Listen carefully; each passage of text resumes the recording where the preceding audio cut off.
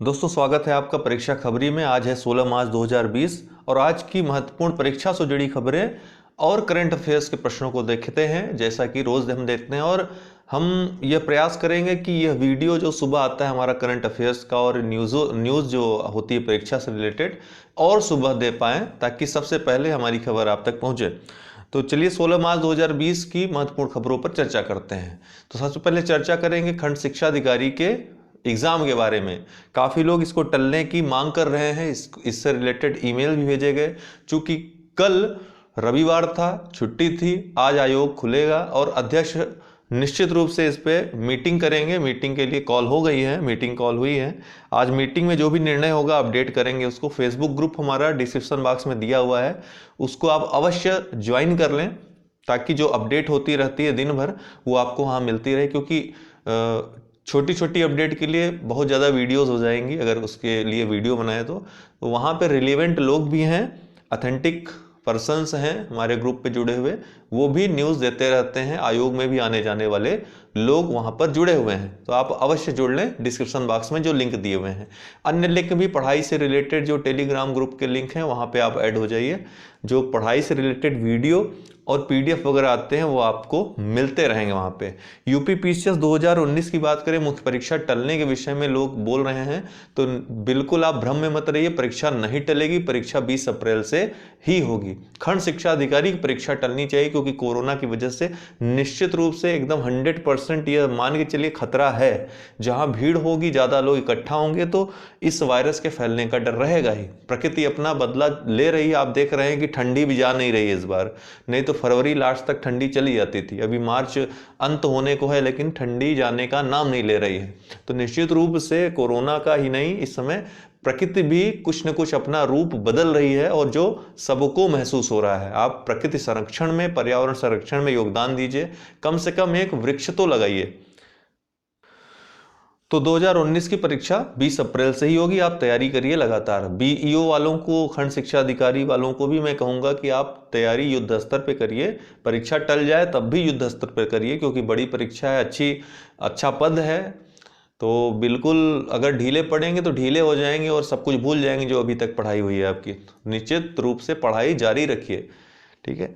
और परीक्षाएं जिस क्रम से होती जा रही हैं, अब आगे आने वाले समय में चुनावी मौसम आने वाला है तो और परीक्षाएं होंगी, तो सभी के लिए तैयार रहेंगे तो नौकरी जल्द हाथ में होगी आपकी। यूपी पीसीएस 2018 का परिणाम जल्द आएगा। 2 अप्रैल से इसका इंटरव्यू संभावित है कि 2 अप्रैल से इसका इंटरव्यू हो सकता है। कोई और अपडेट मिलेगी तो आपको देते हैं। 2020 के लिए नोटिफिकेशन यूपी पीसीएस का मार्च लास्ट तक आ जाएगा। मैं निश्चित रूप से कल परसों तक आपको डिटेल बता दूंगा कितने पदों के लिए ये परीक्षा होने वाली है, नोटिफिकेशन कितने पदों के लिए आ रहा है। परीक्षा तो होगी ही, उसके बाद प्री का रिजल्ट आने तक पद बढ़ेंगे। पद में परिवर्तन होता ही होता है, लेकिन कितने पे शुरुआती आएंगे वो मैं आपको बता दूंगा। आरओ 2020 और स्वास्थ्य शिक्षा अधिकारी थोड़ा समय दीजिए, थोड़ा वेट कर लीजिए इन दोनों के लिए, ठीक। काफ़ी तैयारियां आयोग कर रहा है अन्य परीक्षाओं से रिलेटेड, इसलिए इसके लिए समय नहीं निकाल पा रहा है। अधियाचन मौजूद है फिर भी नोटिफिकेशन नहीं आ पा रहा है। अब यूपी ट्रिपल एससी की बात करें, यूपी ट्रिपल एससी का पीटी बहुत जल्द कंडक्ट कराएगा, वो 1-2 महीने के अंदर ही कंडक्ट कराएगा। इसके लिए उसको वैकेंसी पद ढूंढने की आवश्यकता नहीं है, सिर्फ एग्ज़ाम लेना है। तो आप तैयार रहिए, उसके लिए बहुत जल्द निकलेगा, बहुत जल्द एग्ज़ाम होगा उसका। क्योंकि अक्टूबर तक दूसरा एग्ज़ाम भी इनको करवाना है। पहला 2 परीक्षाएं होंगी वर्ष भर में, एक हो जाएगा लगभग जून तक, जून के पहले तक करवा लेंगे, जून तक। दूसरा अक्टूबर में, ये प्रतिवर्ष ये ही शेड्यूल उनका रहेगा। मेंस का जब होगा लेकिन पीटी ये करवा लेंगे क्योंकि 3 साल तक वैलिड रहेगा। बाकी जो परीक्षाएं हो चुकी हैं, जैसे यूपी ट्रिपल एससी लोअर का हो चुका है और अन्य परीक्षाएं हुई, उसके लिए वही जो पुराने रूल्स हैं उसी के अनुसार सब कुछ होगा। पीटी से उसका कोई लेना देना नहीं है और जल्द वो रिजल्ट भी घोषित हुए होंगे। शुक्रवार को मुख्य सचिव की बहुत ही डांट पड़ी, लताड़ पड़ी है, जिसके बाद काम तेजी से अब होता दिखेगा, ऐसी हमारी उम्मीद है। वैसे 1-2 साल तक से जो चल रहा है वो काफ़ी निराशाजनक है। तो आज की अब करंट अफेयर्स के क्वेश्चंस देख लेते हैं। 16 मार्च 2020 की बात करें तो आज के दिन राष्ट्रीय टीकाकरण दिवस या प्रतिरक्षण दिवस मनाया जाता है। भारत में। क्यों मनाया जाता है? क्योंकि 16 मार्च 1995 के दिन ही पल्स पोलियो अभियान, जो राष्ट्रीय अभियान है, वो चलाया गया था व्यापक रूप से। WHO विश्व स्वास्थ्य संगठन भी 10 नवंबर को, कब? 10 नवंबर को विश्व प्रतिरक्षण दिवस या विश्व टीकाकरण दिवस मनाता है। WHO के बारे में हमने आपको बताया है, ये स्विट्जरलैंड में स्थित है, जेनेवा में, स्विट्जरलैंड के जेनेवा में। स्विट्जरलैंड, चलिए स्विट्जरलैंड, बहुत दिन से हम स्विट्जरलैंड कर रहे हैं लेकिन आपको अभी तक घुमाया नहीं, तो आइए पहले स्विट्जरलैंड घूम आइए आप। ये है वर्ल्ड मैप, और मध्य यूरोप में स्विट्जरलैंड आपको दिखेगा। फ्रांस के, एक सेकंड, ब्रश ले लेते हैं।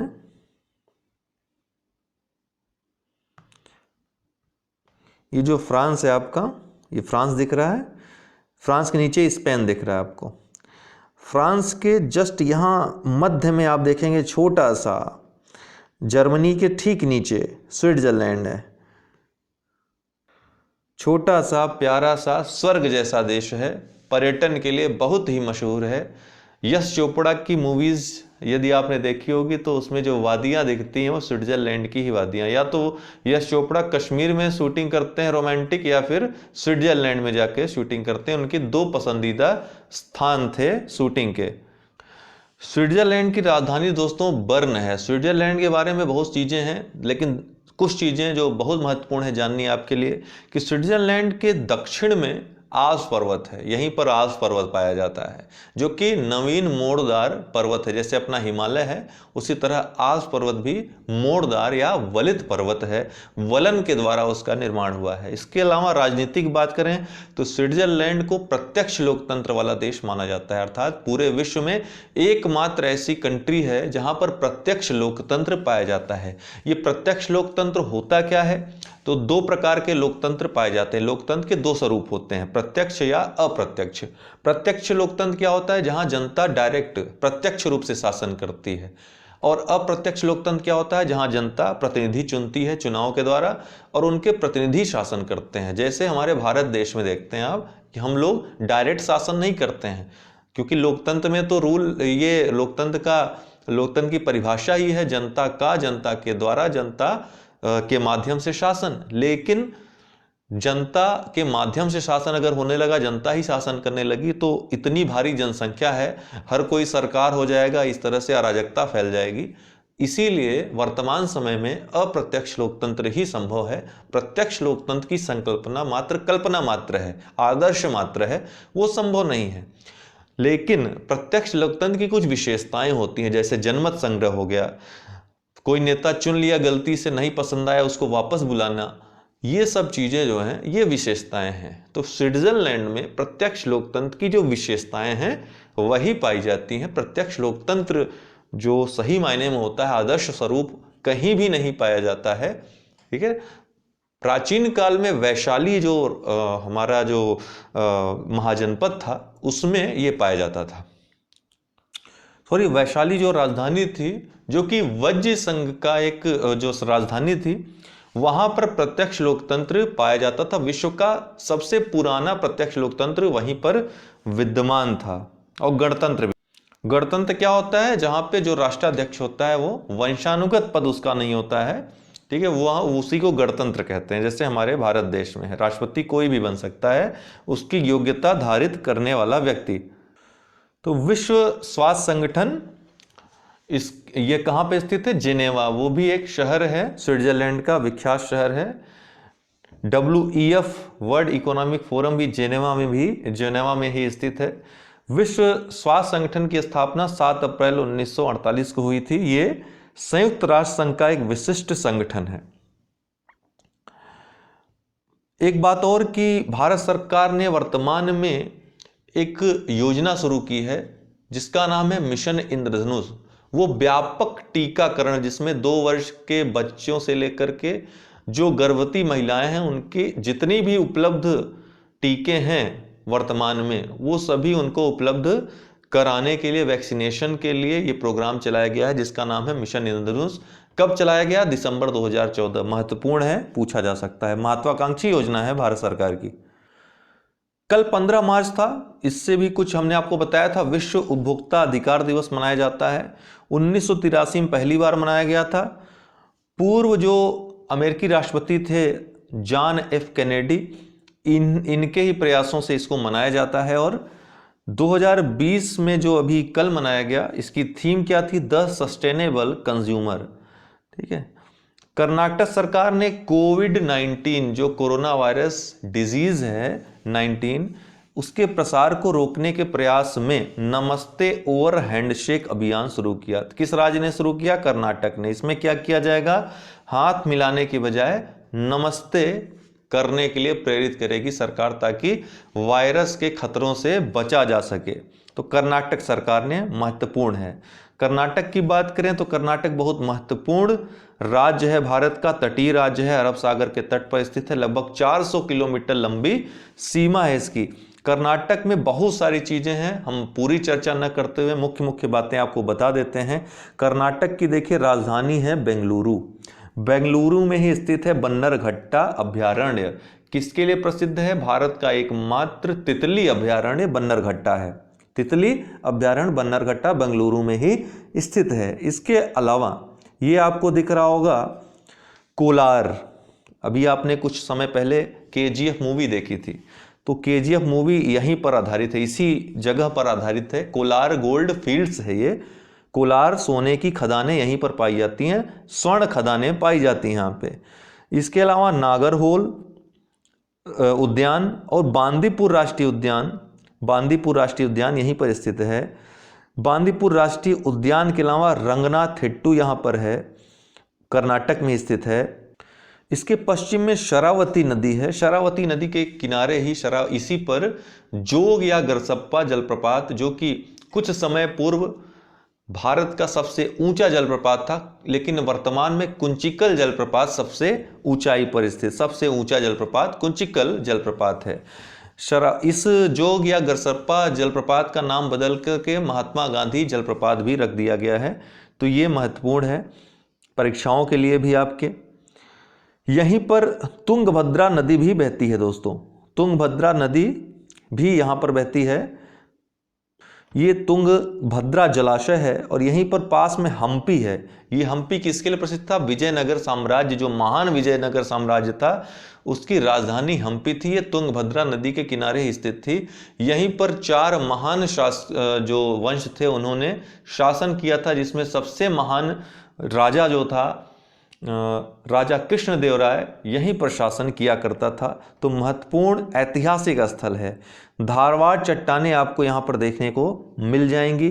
ये कृष्णा नदी है, यहाँ पर बहती है, और अलमट्टी बांध कृष्णा नदी पर ही स्थित है। यहाँ से भी प्रश्न आता है। इसके अलावा आपको चित्रदुर्ग दिख रहा होगा। चित्रदुर्ग ये मैग्नीज के लिए, मैग्नीज के उत्पादन के लिए प्रसिद्ध है। मैग्नीज अयस्क यहाँ पर पाया जाता है बहुत मात्रा में। इसके अलावा ये आपको कुद्रेमुख दिख रहा होगा। कुद्रेमुख लोहे की खदानों के लिए, कच्चे लोहे के लिए जाना जाता है। यहाँ पर लौह अयस्क पाया जाता है कुद्रेमुख में। कर्नाटक की राजधानी बेंगलुरु है और इसके वर्तमान में जो मुख्यमंत्री हैं वो हैं BS येदियुरप्पा। बीजेपी शासित राज्य है, भारतीय जनता पार्टी का वहां पे इस समय शासन है। विश्व एथलेटिक्स परिषद ने रूस पर $10 मिलियन का जुर्माना लगाया। तो प्रश्न इस तरह से आ सकता है कि विश्व एथलेटिक परिषद ने किस देश पर $10 मिलियन का जुर्माना लगाया? तो रूस पर। ठीक, इसी को वाइस वर्सा उल्टा भी पूछा जा सकता है। किस लिए लगाया? डोपिंग नियमों का उल्लंघन करने के लिए लगाया। कई बार उल्लंघन के लिए ऐसा कर चुका है रसिया। कई मामले आए रसिया में, कई खिलाड़ियों को देखा गया डोपिंग में लिप्त। तो रूस को इसमें रोक न लगाने के कारण, नियमों के उल्लंघन के कारण $10 मिलियन का जुर्माना लगाया गया है। प्रशांत कुमार यस बैंक के नए CEO और MD बने हैं।